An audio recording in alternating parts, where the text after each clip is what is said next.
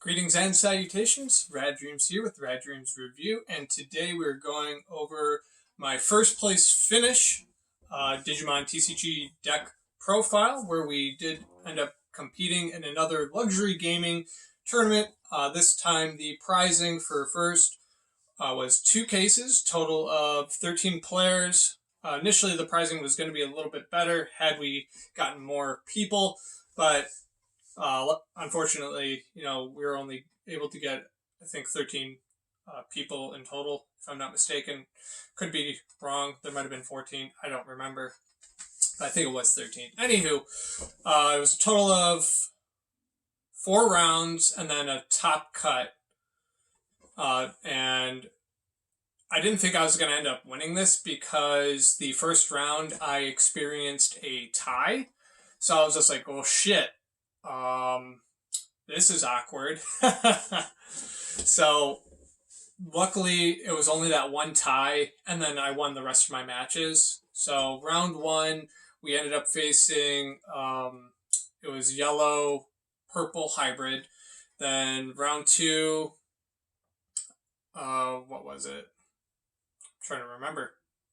I think it was a red deck, if I'm not mistaken. I think it was I don't remember what order. So I know I faced a lot of yellow-purple hybrid, primarily, 1 red deck, and then the mirror match of what I will be going over today. So for those watching, I ended up running a blue hybrid build, and we'll get into the deck profile here very, very shortly. So before we go into that, make sure you do like the video, make sure you do subscribe to the channel, and let me know in the comments below what your thoughts are on this deck profile as well as the format itself. What kind of decks are you running? What do you like? What do you dislike? Any comments about the specific choices that I went with? So yeah, let's actually dive right in. Okay, we are back, and we're going to be going over our deck profile.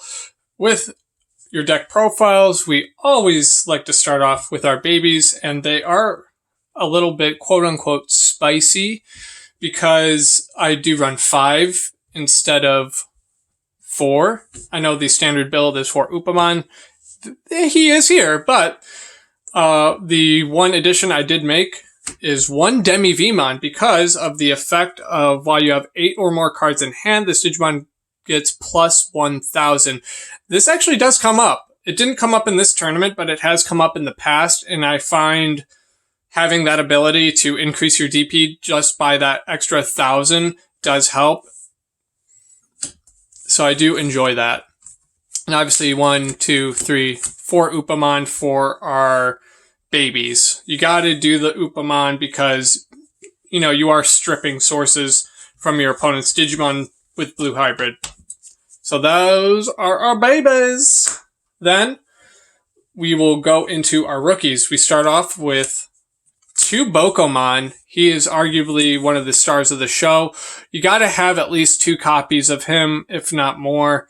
There is some schools of thought where you could run 3 of him. I don't want to see 4 because I feel like that's too much, but his on-play effect is just absolutely bonkers, and his your turn once per turn effect is absolutely insane. Reveal top 5, add 1 card with hybrid, 10 warrior, and trait, and a tamer card to your hand. So you usually can net 2 cards from this guy, and then when you digivolve from one of your tamers, you gain 2 memories. So it essentially makes the Digivolution free, which is insane. So I'll put Bokomon, best boy, over here, and then you will notice something with this deck profile. We run a lot of Strabimon. So with this one, we run 4 of BT4 Strabimon. His effect is also very beneficial. Reveal top 3 of your deck, add 1 Digimon card with hybrid in its form and a tamer. So you can possibly net 2 cards. And he's got a play cost of 3. So he's very useful. Then we get his brother, Strabimon, of the rare from BT7.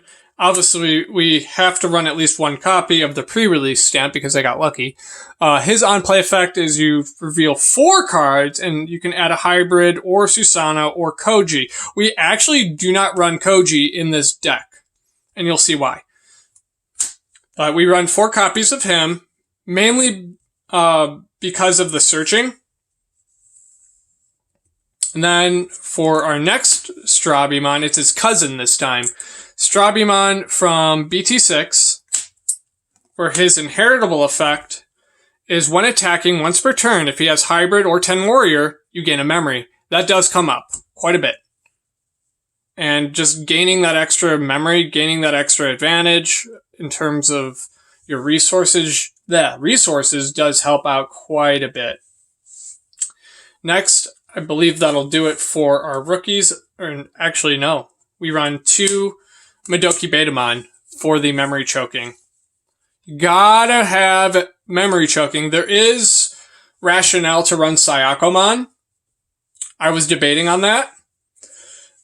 One thought I've had is to cut maybe 2 of these for one Sayako and another Madoki, because you want to be able to prevent your opponent from gaining memory, and it is super prevalent within this format.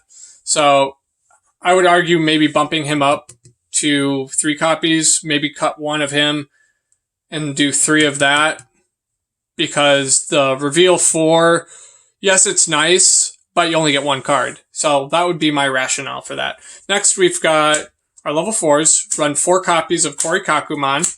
Korikakumon is insane. He is literally insane. Because you can Digivolve on your Tamer as if he's a level 3 for a cost of 2. Then the Digivolving effect, if he has Hybrid and Trait or Tommy, that's why we run Tommy. You can basically stun one of your opponent's Digimon who does not have a source, and it can be anything. So that's pretty bonkers as I bump into my tripod. Next, we run 4 copies of Kumamon. Absolutely great hybrid card from BT7. Digivolve for 2. And his Digivolution effect is trashing a source. Super good. I don't run any Lobomon because I feel that Kumamon is just strictly better. There could be reasoning to run a one of, but I just don't see it right now. Next are level 5s. 4 copies of Beowulf Mon. He's another good card. Yeah, BT7 has some nasty hybrids. So he can Digivolve on a Digimon who has a Tamer and its sources and reduce the Digivolution cost by 2. So he's only 1 cost, which is great. Then when you attack, you can bounce a source. You can bounce a level 4 to bounce... Actually, no, hold on. You bounce a source that's a hybrid to your hand to bounce one of their level 4 or lower to hand, and then you trash the Digivolution cards. This card is amazing, and it really helps clearing boards. And then, for a little bit of spice, we have 1 copy of Beowulfmon. It's his long-distant relative. This one is from BT4. It is a SR, and it does have jamming, and on your opponent's turn, they cannot attack this Digimon. So he's just like a wall. He's just like a persistent threat, which is why I run 1 copy of him. I kind of want to run 2, but it's very hard to find space in this deck because deck space is so tight. Next, we have our level 6s. We only run 2 of them, and that's Magna Garurumon. This is mainly for like a tech card. His Digivolving effect and when attacking effect is you can return a hybrid and its trait in this guy's traits to bounce one of your opponent's Digimon that's the same level to their hand, and when you bounce a card or add a card to hand, you unsuspend him. So a lot of times you can get multiple attacks off with this guy. I don't want to see him a lot because this is a very accelerated deck and very fast. So this card comes into play when you have kind of drawn out matches in a way. Next, we have a level 7 in 1 copy of Susanomon. I can't justify 2 copies of him right now. I'm sure you could run 2 copies. It's just, I feel like having that one copy is just perfect. And then we have a bunch of tamers. So we've got 2 copies of Sora and Joe from BT5. You know what that does, I'm assuming. The source stripping for that is so good when you attack. Then we've got 3 copies of Davis. By now you should know what he does. He's from BT3. Next, we have 4 copies of Tommy. This guy is one of the MVPs of the deck because of his on-play effect. You trash 3 from a source. Then when attacking, one of your opponent's Digimon without sources cannot attack or block. And that's when attacking. So that's really, really strong. Definitely won me games. 100%. Next, we've got 2 copies of Matashita from BT2. Or excuse me, from the starter deck. When the game first came out. This is really good for memory choking, and it also allows you to gain 1 memory if your opponent does not have any Digivolution cards. So, very good. Then we have our options. We have 3 copies of Howling Memory Boost. This can either be like 2 to 3, I feel, but 3 copies. I saw it just enough, and I saw it when I needed it. Came in super clutch. Highly recommend. 10 out of 10. Then we run 3 Hammer Sparks. Not 4 that you're thinking. I know, right? Sacrilegious not to run 4, but hear me out. It's because we run 1 Ice Wall. You gotta run the 1 Ice Wall, because if you don't, you're not playing the best blue option card, arguably. This is why it got restricted. So, but this is our deck profile.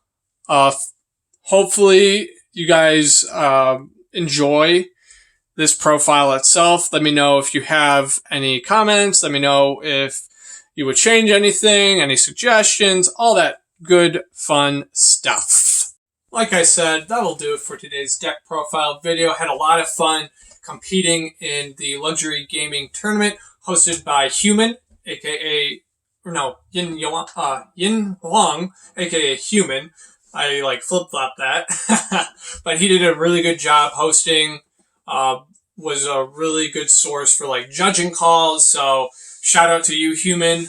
Great job. Keep it up. Keep up the great work. Make sure you check out the Luxury Gaming Discord as well as their Facebook page, so that way you can kind of keep track of when these tournaments happen. They've got some really awesome prizing. If you remember, I won an Xbox from them.